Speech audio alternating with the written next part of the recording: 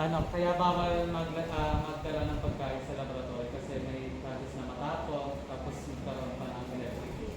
Oo, yun. So yun nga no, sinabi na makakakos din yun ng masama sa atin. And aside from that kasi, no, mas naaano kasi siya, usually di ba langgam? Okay. Possible kasi na masira din, no? And aside from that, yung mga daga, diba? Yung mga daga na makukulit, yung may iiwasan na possible na masira yung mga wireless na ating computer. And yun nga, sa pada is keep your workspace clean and free of clutter. And keep heavy equipment with sturdy that's important to avoid backing the knee.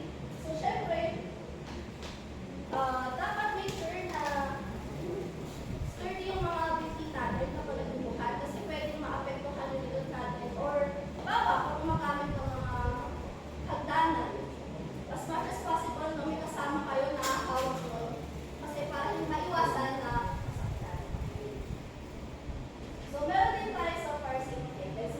So na-mention na natin kanina is yung sa fire extinguisher. So when working with computer components, always consider the possibility of an accidental fire and prepare how to react. Ano ba nire-react yung kung nakita kayo ako? Or may nasusunog? Isigaw.